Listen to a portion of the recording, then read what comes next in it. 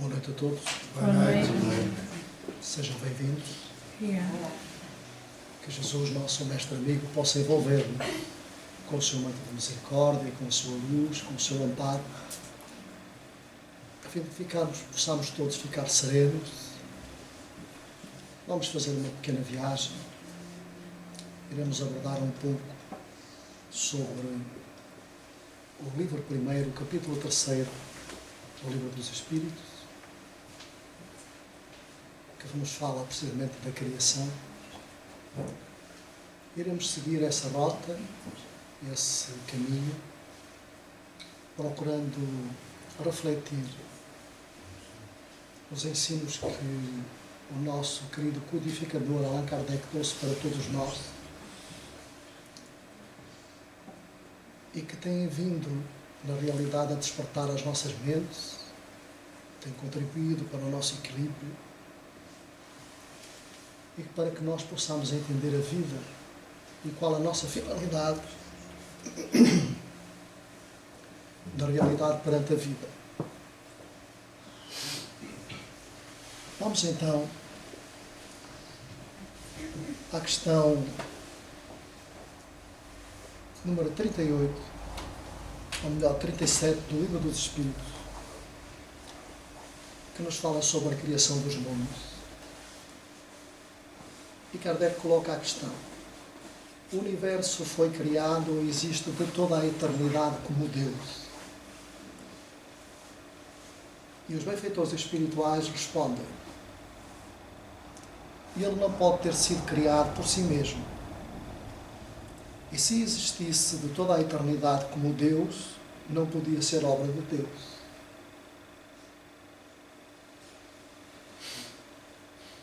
Tem uma pequena observação que diz assim: a razão nos diz que o universo não poderia fazer-se por si mesmo e que, não podendo ser obra do acaso, logo deve ser obra de Deus.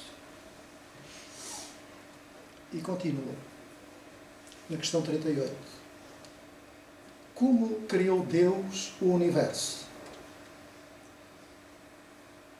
E os benfeitores espirituais, para me servir de uma expressão corrente, por sua vontade, por vontade de Deus.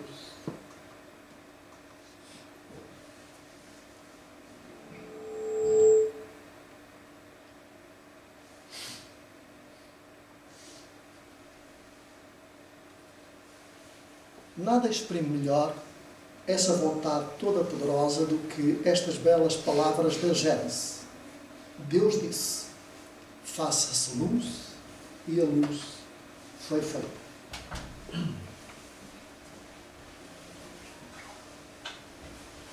Estes são aqueles pequenos textos que nós conhecemos dos livros antigos e que Kardec remonta para o Livro dos Espíritos estas questões. A questão 39 diz assim: podemos conhecer um modo de formação dos mundos? E continuam os benfeitores espirituais: tudo o que se pode dizer e que podeis compreender é que os mundos se formam pela condensação da matéria espalhada no espaço. Então há matéria espalhada no espaço. E nesta pequena excursão que nós vamos fazer com a nossa mente, na questão que vem a seguir, que se chama o plano da vida, nós vamos entender que Deus é um Espírito universal. Cria perpetuamente porque o Espírito nunca repousa. E Jesus afirmou isso. E nós lemos isso no Evangelho, segundo o Espiritismo. Quando Jesus afirmava: meu Pai trabalha até hoje e eu também, dizia Jesus. Então, o Espírito nunca repousa. Isto já é um pouco de sobreaviso para nós, quando chegar a nossa hora da partida para o outro lado. Se nós pensarmos que vamos repousar, não vamos. O trabalho vai continuar.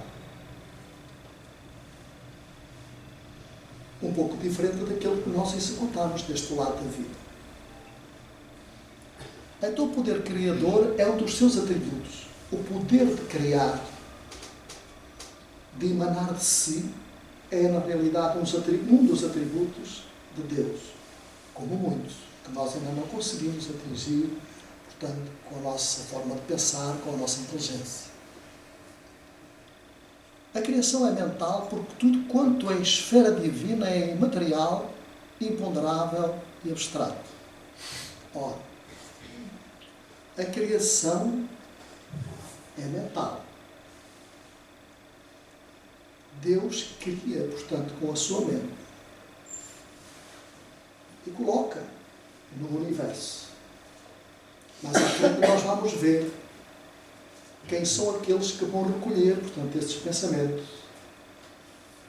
Esses pensamentos criadores são os propostos de Deus, são os seus emissários, para que logo mais possam dar mãos à obra e irem criando, portanto, as coisas que nós observamos, aquelas que podemos observar, porque há outras que nós não podemos observar, porque ainda não estamos preparados para observar dentro dessa esfera vibratória.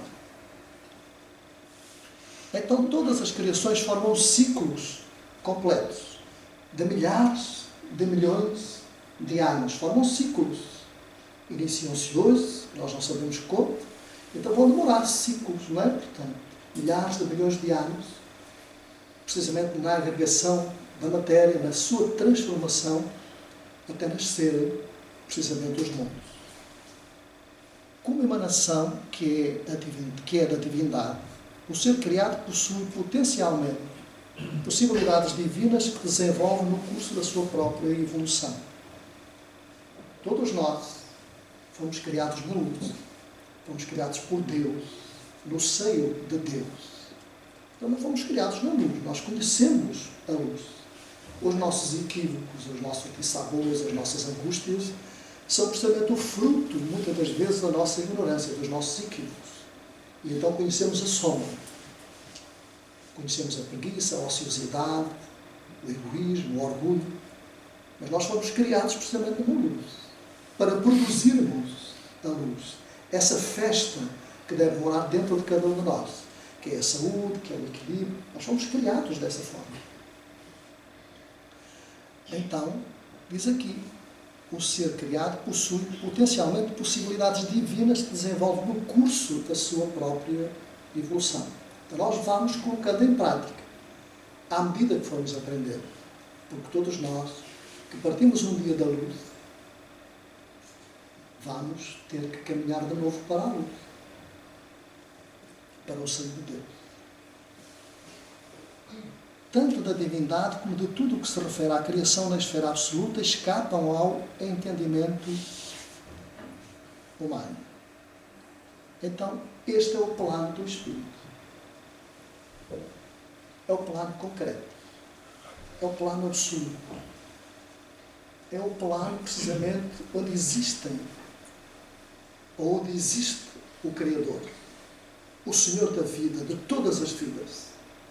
É desse plano que emana tudo quanto nós observamos aos nossos olhos. É desse plano que emanam todas as ideias e que os espíritos propostos, os construtores, os engenheiros, portanto, da construção divina, que são os trabalhadores de Deus, vão regimentando e vão colocando cada coisa no seu devido lugar. Daí, vamos partir para o plano, portanto, da energia. Ou seja, a criação de Deus sendo perpétua, porque existiu desde cedo, e ininterrupta, exige um campo universal de ação, e este campo é o espaço infinito. Todos nós, que aqui nos encontramos, fazemos parte desse espaço infinito. Fazemos parte desse campo de Deus. Todos nós temos uma seara, um campinho. E nós temos que alimentar, portanto, essa seara, portanto, que é a nossa, com o nosso trabalho. Que é precisamente fazer despertar em nós, em nossa consciência, os atributos e as leis de Deus que foram lá colocadas, precisamente por Deus, quando nós fomos criados. Então, todos nós partimos, na realidade, desse plano. E um dia vamos regressar a esse plano. A esse plano da energia, que logo mais vai se transformar. E vai criar, portanto, aquilo que nós observamos naqueles dias de luar à noite, límpido, e que nós olhamos, portanto, os planetas, a Lua, as estrelas, e nós podemos imaginar quantas vidas não pululam naqueles lugares semelhantes às nossas. Diferentes, mais evoluídas, enfim.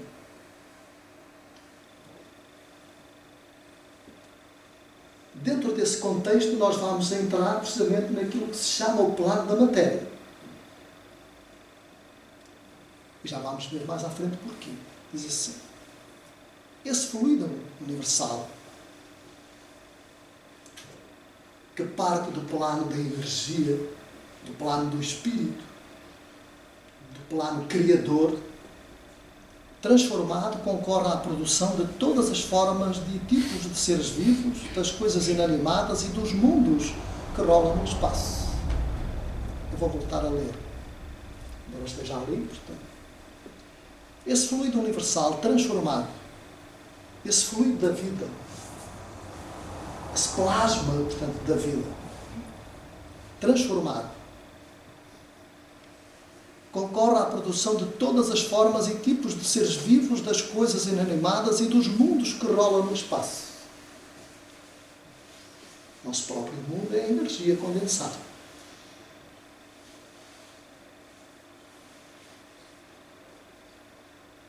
Então, este é precisamente o plano da matéria.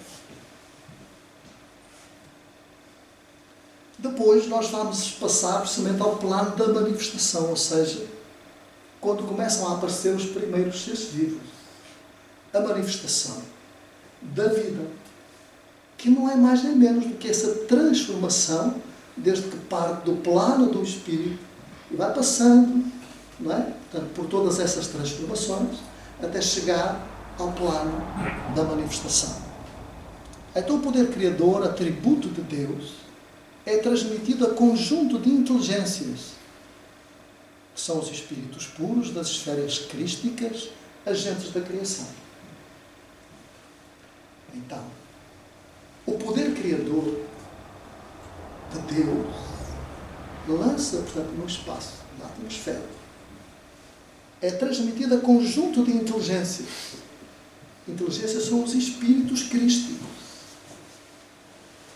como Jesus é o Cristo de Deus, portanto, ou seja, é o governador do nosso órgão.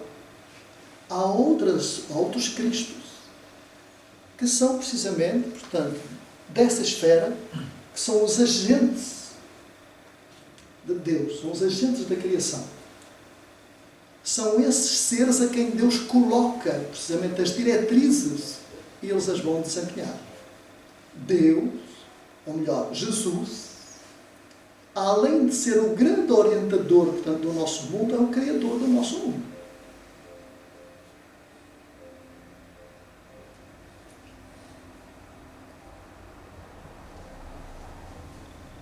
Esses espíritos, como receptáculos do poder, como recipientes do poder, como que, por exemplo, vamos imaginar que a nós é determinada tarefa, e dizemos assim: levas este vaso e vais ali recolher, portanto, um pouco de água.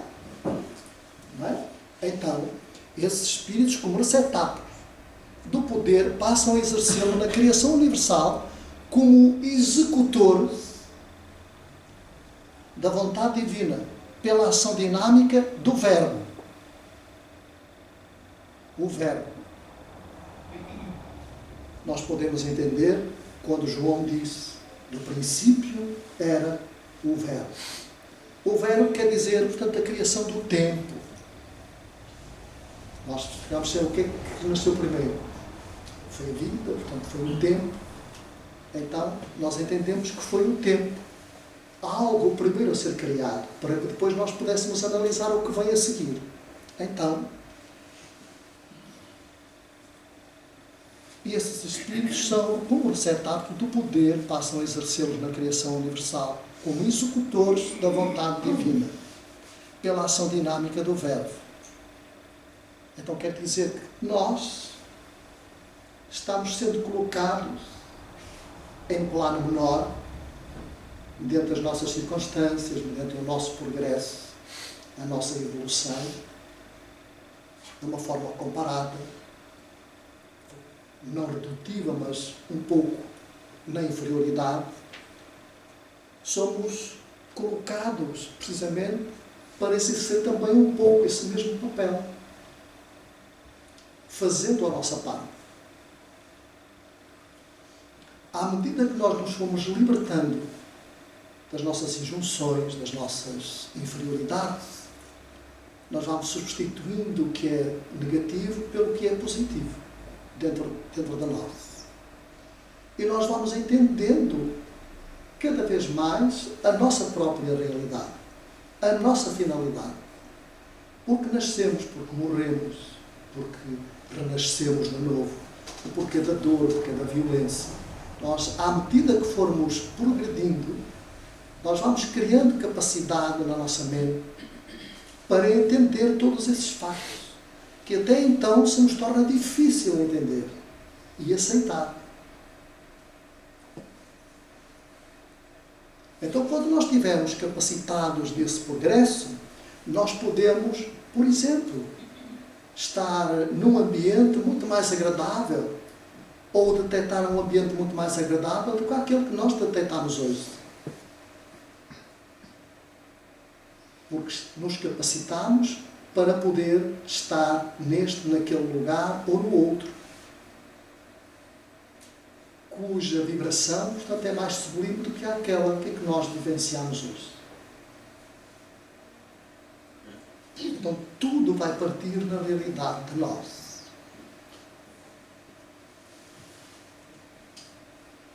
Então, o Verbo de Deus é o poder criador na esfera absoluta, abstrata, ou seja, o pensamento do Criador não exteriorizado para nós, mas ele coloca o seu pensamento para que os seus emissários, os construtores, os espíritos crísticos possam desenvolver as suas tarefas e criar os mundos em que nós habitamos. Então, o verbo fora de Deus é o pensamento transferido, o poder agindo na esfera das manifestações objetivas no campo das realizações do fenómeno. Nós olhamos, vemos fenómenos que surgem, portanto, no espaço. E tudo tem uma causa. Tudo é dirigido precisamente por essas inteligências crísticas que nós ainda, pela nossa fraca inteligência e capacidade, não conseguimos ainda definir muito bem. Mas o que é certo é que são esses espíritos regentes, porque em tudo é o espírito, em tudo há inteligências espirituais a reger toda a vida que nós conhecemos e aquela que nós ainda desconhecemos.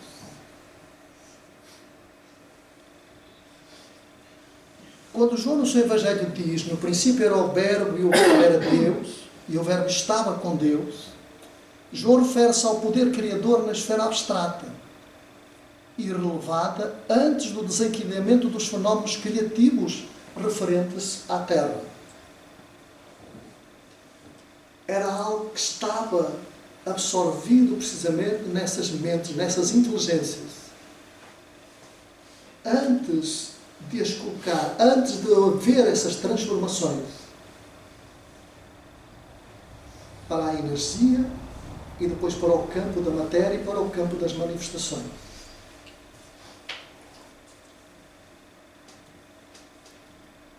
Então, tudo tem um processo. E a criação objetiva só pode ser executada por espíritos individuados, que agem por ordem de Deus em tarefas determinadas. Individuados ou individualidades, que já são, vamos imaginar, portanto, são os espíritos crísticos, os construtores das obras. São aqueles que já atingiram, portanto, milhares de milhões de anos de tarefas. Por isso nós dizemos que antes de nós sermos, Jesus já era, há muito tempo. Jesus dizia, eu e o Pai somos um. Não quer dizer que sejam a mesma coisa, não é? Mas vamos imaginar aí um lar de família, a esposa e o companheiro. E dentro desse lar, a conexão, a ligação, o amor entre ambos, a simpatia, a amizade, a concordância, o caráter dos dois são tão parecidos que um se confunde com o outro. E o que um, portanto, diz, o outro aceita e vice-versa. Quando o amor existe, não é? Portanto, está lá. Então, é precisamente como diz aqui, a criação objetiva só pode ser executada por espíritos individuados. Inteligências altamente evoluídas, santificadas, que agem por ordem de Deus em tarefas determinadas. São os chamados construtores divinos, de ordem divina. Daí eles dizerem, eu e o Pai somos um. Eles vibram, não é? Portanto, para Deus é Deus, eles vibram quase na mesma sintonia, na mesma ordem, portanto, de pensamento. E porquê? Porque em Deus nada é individuado. Então é preciso um ser, uma criatura, uma inteligência. Em Deus nada é individuado. Nada é sujeito a alguém estar lá. Particularizado, objetivado, mas ao contrário, tudo é somático. Universalizado, totalizado. As ideias emanam de Deus e são os construtores, aqueles que são encarregues da obra, portanto, que a vão desenvolver. Vamos imaginar, portanto, um grande empreendimento que se vai construir aí num sítio qualquer. Tem o comprador do terreno, portanto, tem o arquiteto que fez a planta, que vai desenhar as casas, o empreendimento, o supermercado, seja aquilo que for, não é? E depois, o que é que vai acontecer? Portanto, vão chamar, portanto, os empreiteiros, portanto, não é? Vem um, vai terraplanar, vem o outro, portanto, vai pôr mais uma não sei o quê, portanto, vem o outro vai tirar a umidade, vem o outro vai pôr a canalização, outro vem pôr o chão, outro vai... Não é? Portanto, no entanto, alguém vai dando a ordem. Estamos a falar no plano inferior. Se não reportarmos ao plano superior, funciona mais ou menos dentro da mesma. Cada um, portanto, vai ter o seu trabalho específico para desenvolver a obra ou o empreendimento que vai crescer. E cada um, portanto, é digno de desenvolver a sua tarefa, para a qual, portanto, ele se empenhou para desenvolver a sua tarefa. Em Deus tudo é eterno, absoluto, integral, completo, infinito, não sujeito a limitações ou mudanças. Não há mudanças. Tudo é perfeito. No pensamento de Deus, na criação de Deus, tudo é perfeito. Em suma, para uma criação objetiva, limitada, definida, é preciso a ação objetiva de um ser individuado, de um ser dotado dos poderes espirituais necessários a transformar o pensamento divino em coisa visível, concreta e material. Então, o ser individuado, portanto, Jesus, captando o pensamento de Deus, portanto, que até então era invisível aos nossos olhos, que é o mundo em que nós habitamos, o mundo da Terra. Criou as esferas que envolvem, portanto, a Terra, de forma invisível para nós, mas visível para os espíritos, que são precisamente os seus postos ou pontos de recolha, de educação, hospitais, universidades, lares, creches, do outro lado da vida. Então, visíveis aos nossos olhos e visíveis aos olhos dos espíritos, das inteligências. Nós, queridos amigos, enquanto estamos aqui, procurando seguir esse raciocínio, nós estamos trabalhando com a nossa mente, nós estamos pensando. Ao pensar, nós estamos querendo energia, nós estamos querendo imagens, como se estivéssemos observando algo. Essas imagens são recolhidas por amigos que estão cá, cuja tarefa é essa. Logo mais, do lado em que nós nos encontramos, nós estamos elaborando para o outro lado da vida templos, escolas, universidades, creches, lagos, lugares de apoio, lugares de ensinamento, para que um dia, quando nós regressarmos ao outro lado da vida, nós possamos encontrar o nosso lar. O lar. O lar onde um dia nós nos vamos reunir com a família, com amigos, com conhecidos. Há algo que é concreto. Então nós aqui estamos construindo, deste lado da vida, o céu que nós imaginávamos do outro lado da vida. Mas que não é, portanto, nada fechado com 4 paredes. Mas é, na realidade, portanto, um lugar concreto que nós iremos encontrar.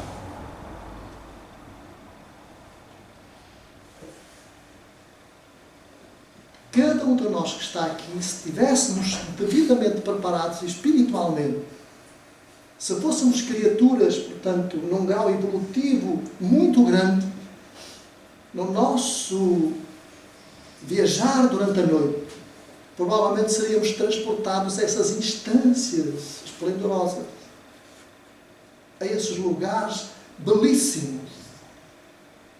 E ao retornar ao físico, nós iríamos lembrar por onde andamos. Mas muitas vezes nós somos transportados e quando regressamos não lembra onde andamos. Para não ficarmos perturbados. Porque muita luz ofusca e nos impede a caminhada certa. Mas outros vão e lembram, alguns vão e lembram. Então, queridos amigos, todos nós estamos nos preparando também para que um dia possamos viajar a esses planos cujo papel nosso neste momento é precisamente criarmos muitas das vezes essas imagens e criarmos, tornar visível, portanto, aos nossos olhos esses lugares belíssimos que são habitados por esses espíritos que já contêm um quantum de energia para poderem lá estar, para poderem permanecer e para poderem participar dos trabalhos desses lugares, que a outros não é permitido, porque não estamos preparados para lá estar.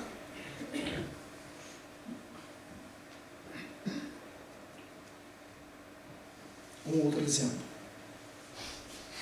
Quando algum dos nossos conhecidos, portanto, tem uma enfermidade grave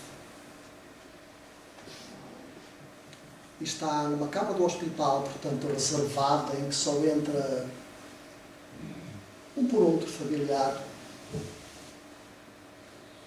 porque está numa ação vibratória que necessita de toda a calma, de toda a serenidade, do maior silêncio. E nos dizem assim, não pode ter visitas. Ora, se não pode ter visitas, não comporta a nossa visita. Porquê? Porque nós precisamos fazer silêncio.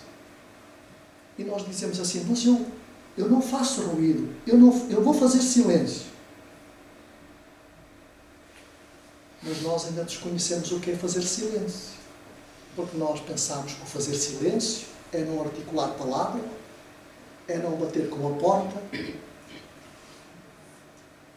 Mas nós estamos falando de outro tipo de ruído. É o ruído que nós fazemos com os nossos pensamentos. Porque quando entramos, nós vamos ver o doente naquele estado em que ele está, por exemplo, em estado de coma, e nós vamos sentir aquele impacto interiormente. O nosso pensamento, não? Vai transmitir uma ação vibratória pela aflição e nós vamos nos condoer com aquilo. É um ruído. Então daí o não ser permitido as visitas, porque não estamos preparados para lá estar naquele ambiente. E perguntamos assim, então mas os técnicos da saúde estão lá? Estão. Estão lá porque são criaturas neutras em relação a nós. Porque as nossas emoções falam mais alto, é um ruído. E então nós vamos pensar. E o doente vai se agitar. E pode trazer transtorno. Então este é o plano da manifestação. Onde tudo na realidade vai aparecer aos nossos olhos. As chuvas, as nuvens, o vento, a aragem e logo mais os primeiros animais. Então a criação, assim o Verbo de Deus projeta a sua vontade poderosa sobre um determinado ponto do espaço infinito e aí, nesse oceano fluido cósmico, a massa começa logo a transformar-se, passando do estado estático, potencial ao dinâmico, entrando em movimento. Ou seja, a energia se vai condensando de forma lenta. São milhares de milhões de anos. Consta-se que o nosso mundo tem cerca de 4 bilhões e 500 milhões de anos. Parece que foi ontem. Não é? Mas é verdade. É um número muito interessante. 4 bilhões e 500 milhões de anos a nossa existência. O nosso mundo. Então nunca Deus podia trabalhar 6 dias e descansar ao 7. Pois não? É impossível. É impossível, não é? Não tem como. Não é? Forma-se um turbilhão de átomos que passa a girar em torno de si mesmo, manifestando a vida, calor e luz. Faça-se luz. Então este é o princípio das coisas. Esta ação do Verbo sobre os elementos potenciais, criando o movimento, o calor e a luz, corresponde ao primeiro dia da Gênese de Moisés, quando disse, haja luz. É o primeiro impacto daquilo que a gente lê, portanto, no livro antigo, portanto, na Bíblia. O segundo dia é quando, ao apelo do Verbo, ocorrem para aquele ponto os espíritos superiores, os espíritos da luz, os engenheiros, os técnicos, os construtores da vida, encarregados das construções cósmicas que passam a regular as alterações vibratórias da massa, que condensando, se inicia seu movimento giratório em torno de um núcleo central.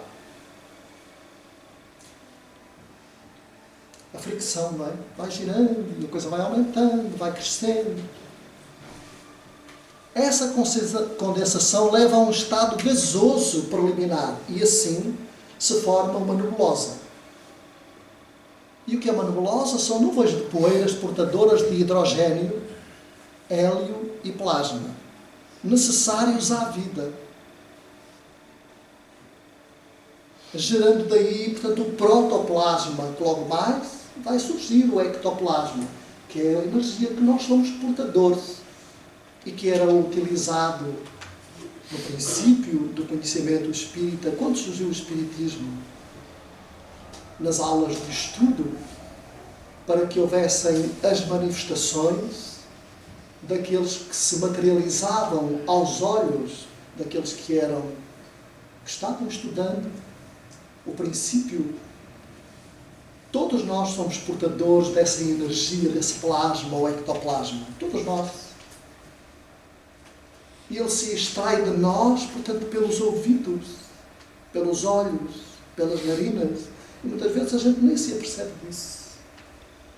Os médiuns videntes, quando olham alguém espírito que se materializou, aos seus olhos, para ser uma pessoa física, ele apenas se serviu do ectoplasma do médium, portanto, para que pudesse materializar-se.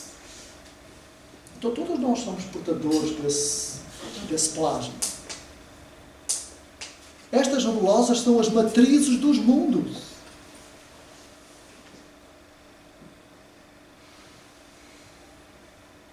Estas nebulosas são as matrizes.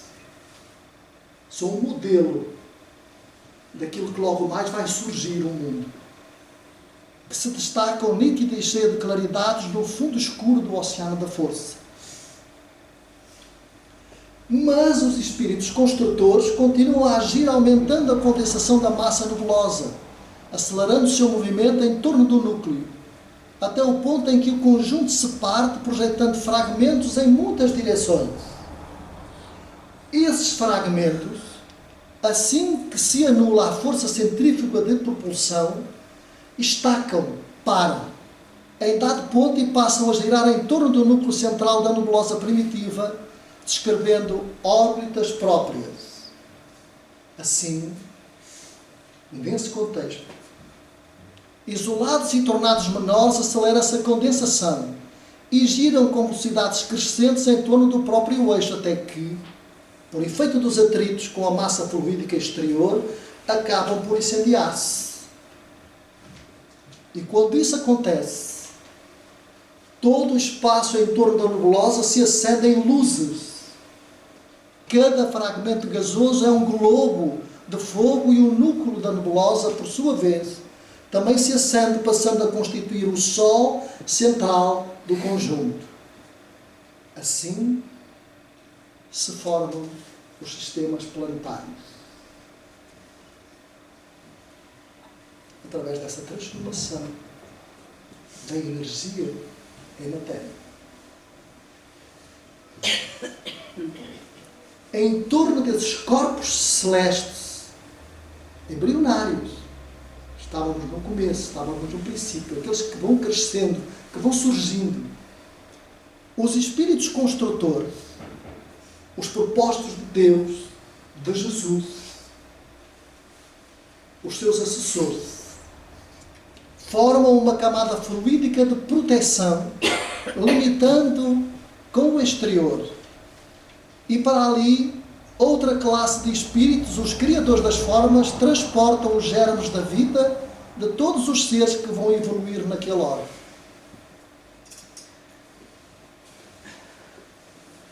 Estamos a entender? Uns são construtores e outros são convidados a transportar os germes da vida para que aqueles mundos que estão nascendo possam desenvolver-se. Então, nesses mundos existem gases, ou seja, os gases das combustões internas vão subindo para a expansão natural, mas são detidos na camada de proteção que foi criada antes pelos construtores da vida divinos, para que nós pudéssemos respirar o ar que estamos respirando.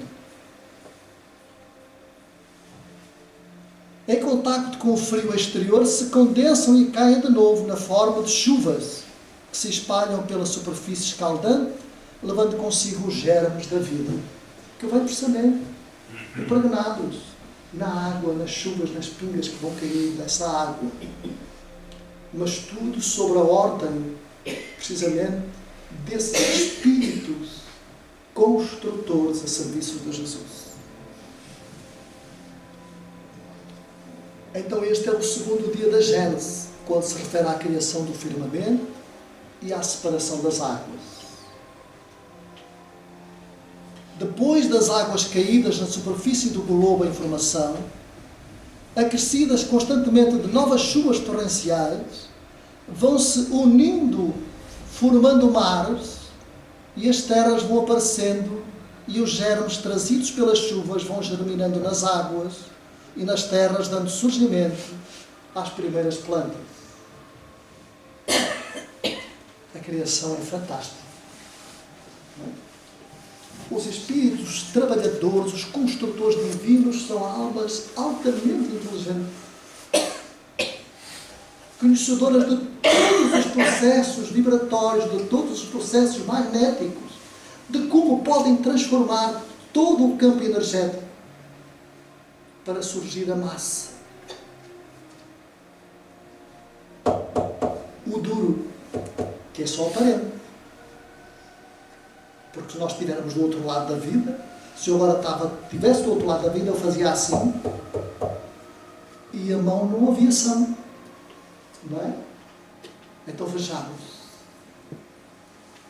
À nossa vista isto é grosseiro, mas é só aparente.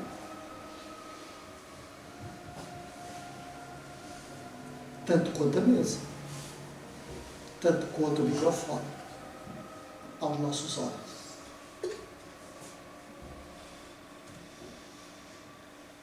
É no terceiro dia quando Moisés se refere à reunião das águas, à criação do elemento árido e ao aparecimento das plantas.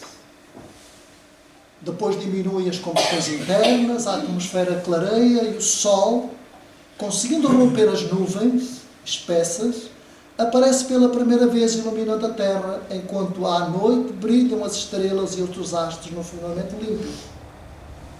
É o quarto dia quando a Gênese fala da criação do sol, da lua e das estrelas.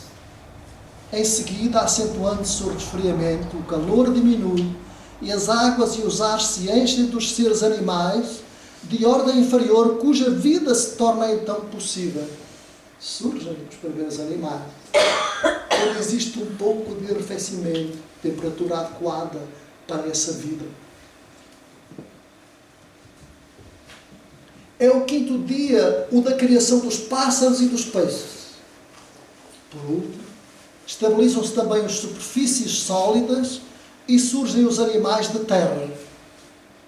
Os animais mais robustos, mais gigantescos. E então, quando o cenário ficou pronto e se consolidaram todos os elementos necessários à vida, aparece o homem, o rei da criação. Então é o sexto dia da Gênesis, quando trata da criação dos animais da terra e o aparecimento do homem. E é o sétimo que Moisés destina ao repouso do Criador, representa a estabilização de todas as coisas e o trabalho humano da evolução. Milhares de milhões de anos. Será que foram resolvidos em 7 dias?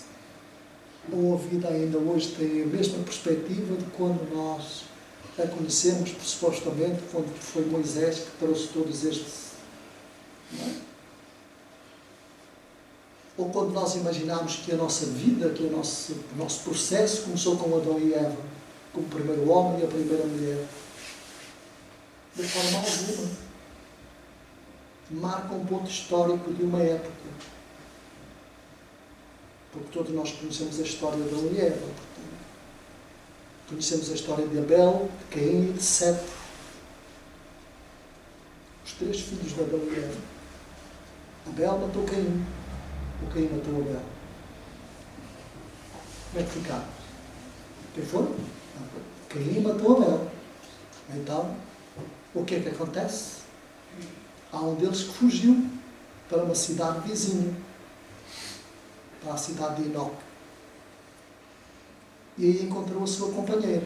Ora, se havia, portanto, 2 primeiros seres, portanto, das duas, uma ou a outra que estava do outro lado era irmã, ou alguma parente, não é? Ou então houve um incesto muito grande. Ou então a cidade já era habitada, portanto, por outros seres humanos.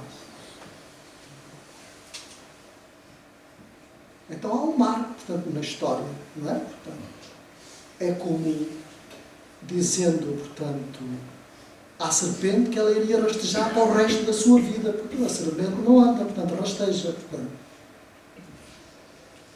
É verdade, não é? A serpente nunca andou, sempre rastejou. Portanto, então vejamos, portanto, nós pensando nessa circunstância, vamos imaginar, portanto, que às palavras que foram ditas, há um entendimento que então, portanto, era colocado. E que o vocabulário naquela época não era muito fértil. Não é? Então, na descrição de Moisés, a criação é simbólica. Cada dia representando períodos de tempo cuja duração desconhecemos, mas que a ciência conta por centenas de milhões de anos.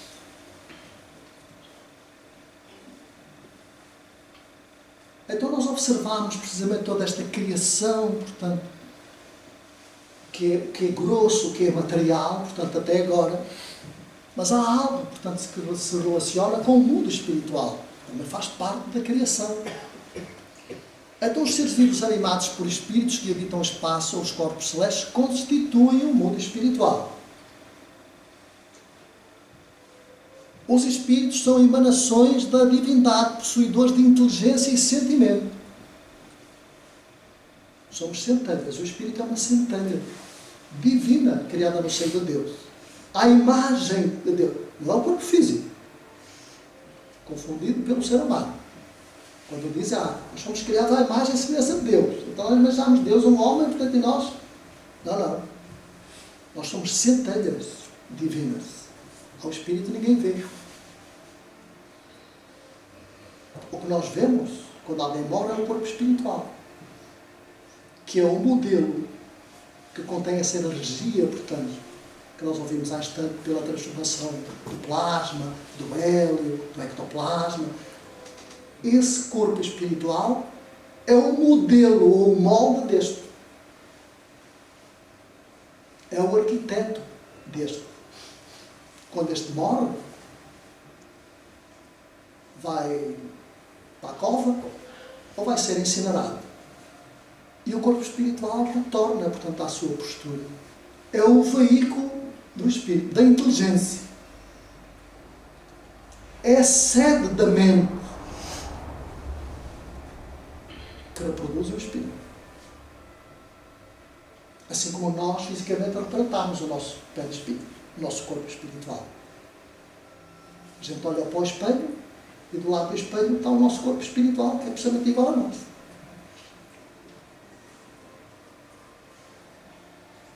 Essas centelhas vivas, chispas de luz divina, sempre se apresentam valadas por envoltórios fluídicos. Corpo espiritual. De consistência correspondente ao das esferas vibratórias ou planos em que se manifestam. Cada um de nós, quando está aqui, quando parte para o outro lado da vida, não vai para Júpiter. Nem vai para outro plano qualquer. Vai para o plano correspondente ao plano onde habitou, portanto, que era a Terra. Que é a energia correspondente às suas manifestações, à forma como ele pensou, aos vícios que nós ainda somos, estamos impregnados. Então nós não podemos dar o salto assim, eu quando for daqui vou para um lugar, vou usar férias para um lugar esplendoroso, uma coisa belíssima. Não. Vai precisamente para um sítio que corresponde à sua ação vibratória, tal e qual como ele a vivenciou aqui deste lado da vida. No progresso não se salva. Podemos estar todos juntos nesta sala. Se partíssemos neste momento todos juntos para o outro lado da vida, provavelmente estaríamos todos juntos. Mas a ação vibratória de cada um, portanto, iria fazer a própria divisão.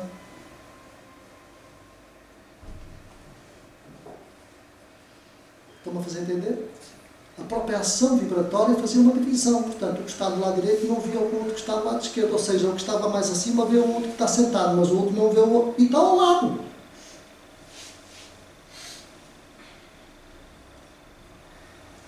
Então, essa ação vibratória, esses campos vibratórios, não é?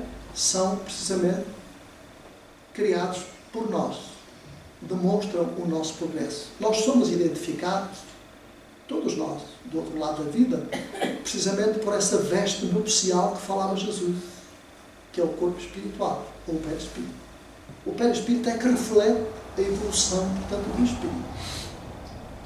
A luz que ele possa ter Então é esse corpo espiritual que resplandece, que se ilumina. E claro que o espírito também, portanto, porque todos progredimos. Até a indumentária física progride.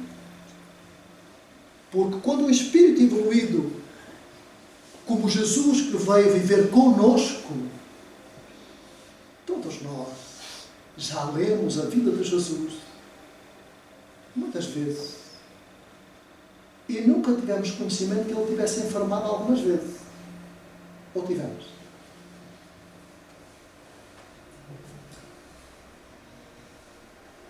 Todos nós já enfermamos. Todos nós que aqui estamos já tivemos qualquer coisa com a nossa indumentária física. Porque faz parte das nossas provas, dos nossos resgates. Jesus não tinha nada para resgatar. Então era saudável. Somente ao atingir o grau humano é que a centelha adquire personalidade. Somente ao atingir o grau humano, quando chega ao estado de ser humano, é que a centelha adquire personalidade, consciência própria e liberdade de ação. Então, só quando a centelha divina, portanto, que parte de Deus, a mónada que parte de Deus, não é? Essas pequenas coisas minúsculas que são pequenos átomos, não é? Quando partimos de Deus, só quando chegamos ao estado nominal é que nós vamos adquirir personalidade, vamos entender o que é consciência própria e é que vamos ter liberdade, portanto, de ação.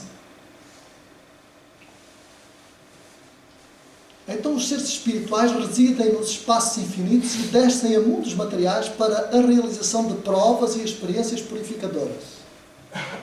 Que é o nosso caso. Cada corpo celeste tem a sua própria humanidade distribuída.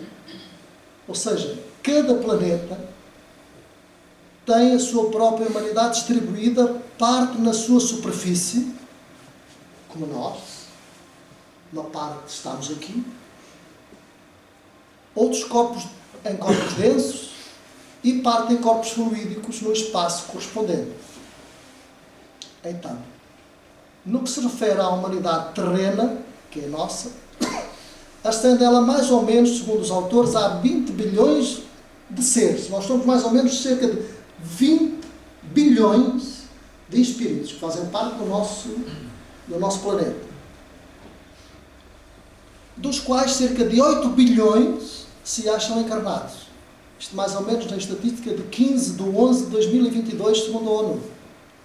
Podendo chegar em 2100 aos 11,2 bilhões de pessoas, permanecendo o restante no espaço correspondente, do outro lado da vida. Então, desses 20 bilhões, 8 bilhões estão cá. Os outros estão do outro lado da vida, esperando a oportunidade para voltar. Então, se repararem, a nossa viagem é constante. Não é? A gente apanha o transporte e vai para lá. Depois passa uma temporada, não é? Quando vai para lá, vem os tantos para cá. E depois os de cá vão passando uma temporada e nós, quando nos preparamos, voltamos. E os daqui, não é? Voltam até que atinjamos um processo evolutivo correspondente para mudarmos de estação, para mudarmos de mundo, que entretanto se vai preparando, como vimos no princípio, de milhares de milhões de anos.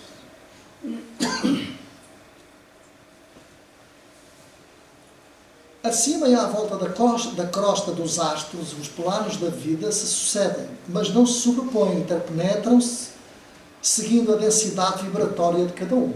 Ou seja, o nosso mundo e o mundo, portanto, dos nossos irmãos que partem para o outro lado da vida, não é? Portanto, se interligam, portanto, com este. Ou seja, a ação vibratória é igual. Daí os amigos que partam deste lado da vida, não é? Portanto, estão do outro lado, estão precisamente nas mesmas circunstâncias, tanto que nós. quem não deu fé, portanto, que já partiu para o outro lado da vida, ele continua a andar para trás e para a frente. Como, não é? Portanto, levanta de manhã, vai à casa de banho, toma um pequeno almoço, corta a barba, portanto, vai para o trabalho, vem do trabalho, não é? E depois assim, não sei o que é que se passa, os meus familiares devem estar zangados comigo, porque eles não falam para mim, portanto, eles não me escutam, eu venho a pá, não venho... Pois, eles ainda não se apercebeu, portanto, que o faz andar de um lado para o outro é o corpo espiritual, portanto, que é o modelo deste e que continua existindo. Tem coração, ele pensa, tem bracinhos, tem perninhas. Então ele se veste exatamente como andava cá. Há poucas horas,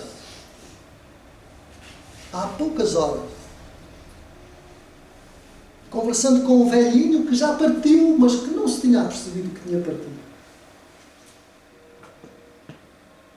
Chorava, desgostoso, porque a família não o escutava, não o alimentava, ele estava passando fome, estava em casa. Conversámos com ele e dissemos-lhe que ele já tinha partido para o outro lado da vida e que tinha amigos que iam o ajudar, que ele ia alimentar-se. Ele dizia que era muito velho. E era. Então, como reparámos, a circunstância em que ele vivia transportou, portanto, para o outro lado da vida. Vivia exatamente da mesma forma, em casa, sozinho, pensando que ainda estava deste lado da vida. Esta é a realidade.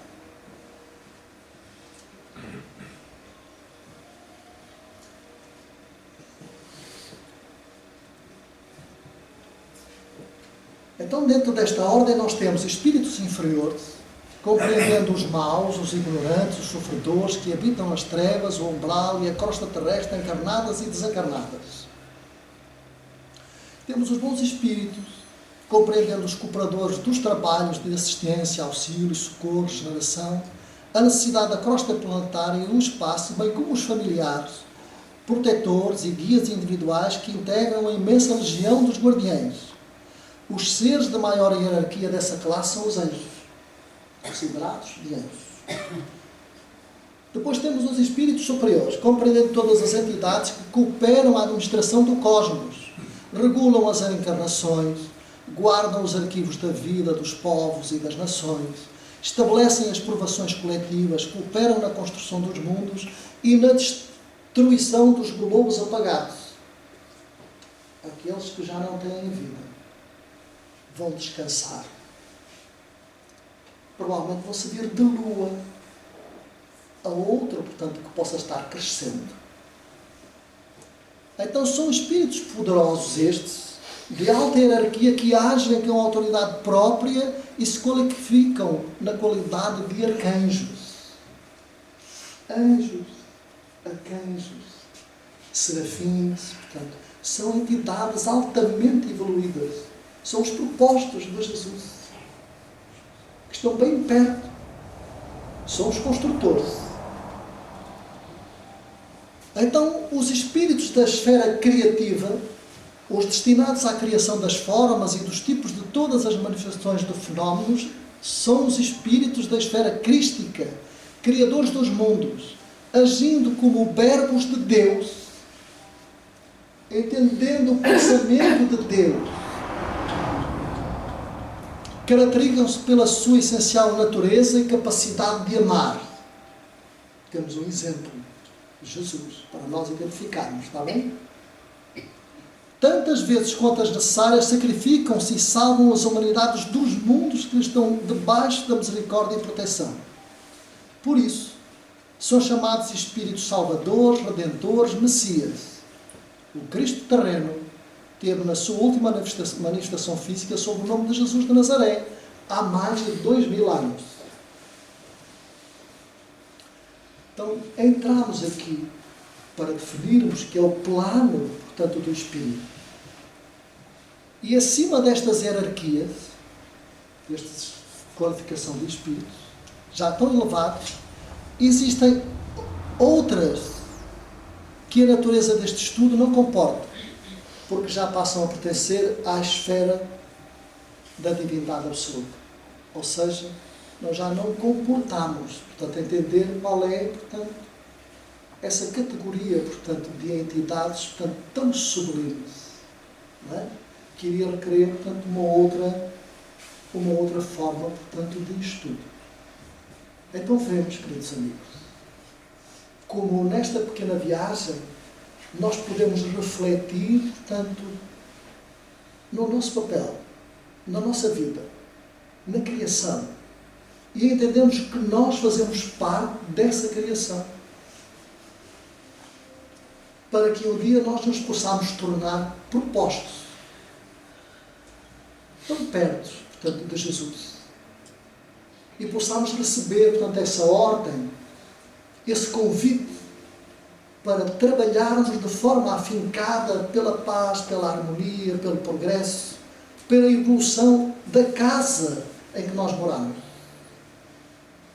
que é o planeta. A casa em que nós moramos é emprestada. Ou, se quisermos, nós somos inquilinos da casa onde nós habitamos.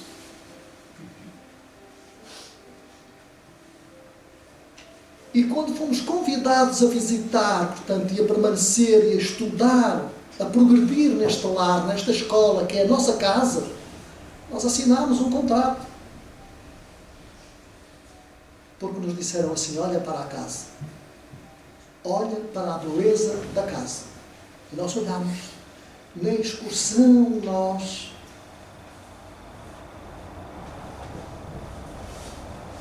como um dia Jesus convidou Elil, que do alto do plano espiritual visitou todos os lugares que logo mais iria descobrir quando se tornou infante de Sagres.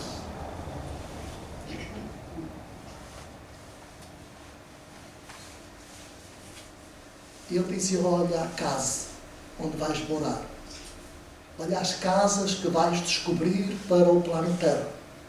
E que logo mais irás entregar, quando já desenvolvidas, devolvidas aos seus verdadeiros donos, entre aspas, aos seus verdadeiros proprietários, conforme o progresso, conforme está estabelecido na lei. Conforme encontrares a casa, vais ter que a deixar limpa e asseada, bem cheirosa, bem harmonizada, bem equilibrada. Esse é o nosso papel aqui.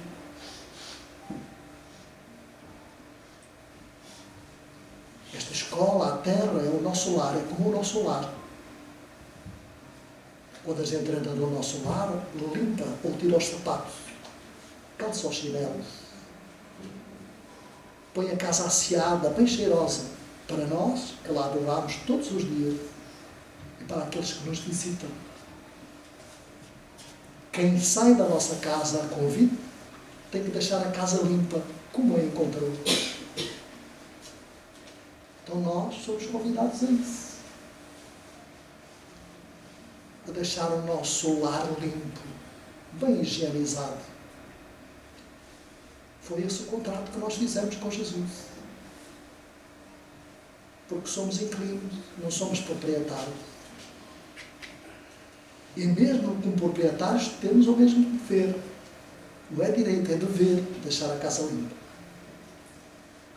Queridos amigos, vale a pena nós nos envolvermos com os ensinos espíritas. Vale a pena nós olharmos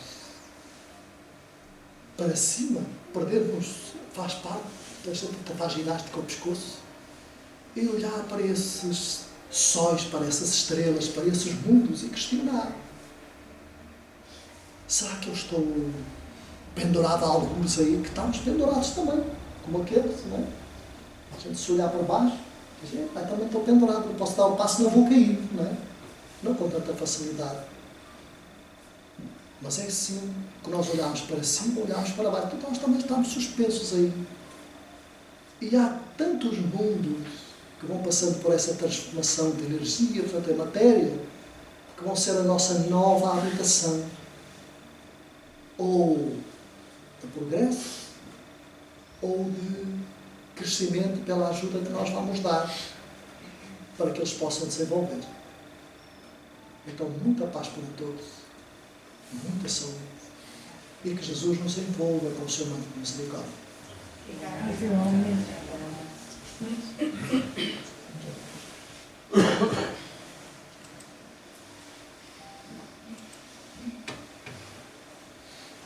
Vamos então, vamos orar. Vamos procurar elevar os nossos pensamentos ao Pai de infinita bondade, ao nosso Criador, a Jesus, o nosso amigo de todas as horas, de todos os instantes, o médico maior de todos nós, que aguarda por cada um de braços abertos.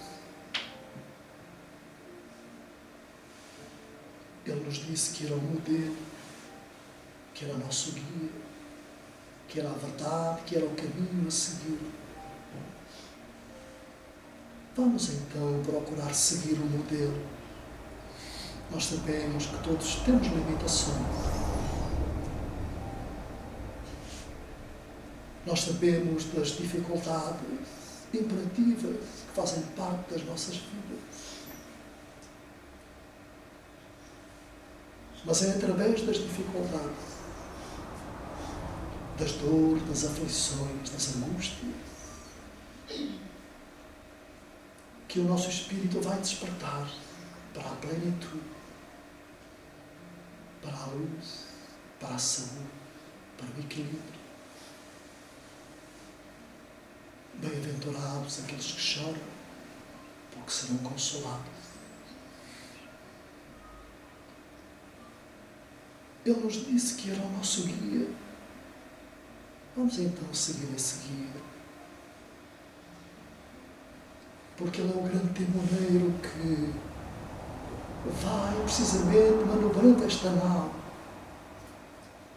grandiosa da vida, de exortação ao bem, à alegria, ao amor, à paz e à concórdia. Ele é o guia maior, a estrela maior. E que grande parte de nós, ainda equivocados, ignorantes, déspotas, corruptos, inconstantes, viciosos, ainda não entendemos a nossa própria realidade.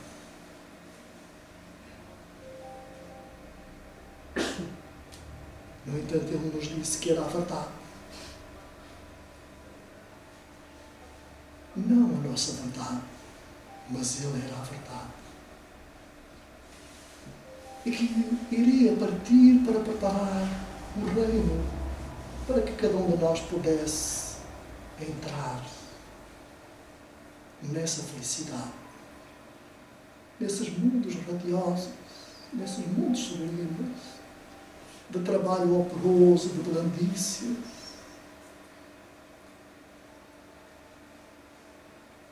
Senhor Jesus, nesta noite, Jesus, em que nos encontramos aqui, Senhor, almas sofridas nos dois campos da vida,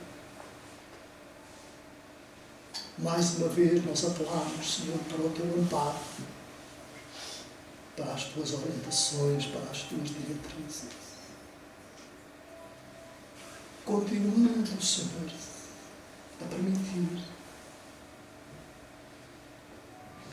que possamos escutar os Teus ensinos,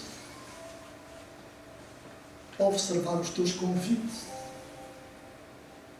para que possamos prosseguir nossa viagem às instâncias também sublimes da vida maior. No entanto, Senhor, ampara os nossos lares, os nossos familiares, os nossos amigos, conhecidos ou não. Envolve-nos, Jesus, com o Seu manto de misericórdia. Vós nos conhecemos, sabeis das nossas intenções, de tudo quanto necessitamos. Ampara-nos, Jesus. Muito obrigado, Senhor. Muito obrigado pela sua paciência para com todos nós. Mas em especial nesta noite, Senhor, te pedimos pelos fomentadores da guerra, da fome, do desequilíbrio, da avareza, do ódio, da injúria, dos vícios, a fim de que eles possam ver os seus corações dulcificados e possam voltar os seus pensamentos para si, Senhor. Muito obrigado, Jesus. Seja conosco, Senhor, hoje e sempre.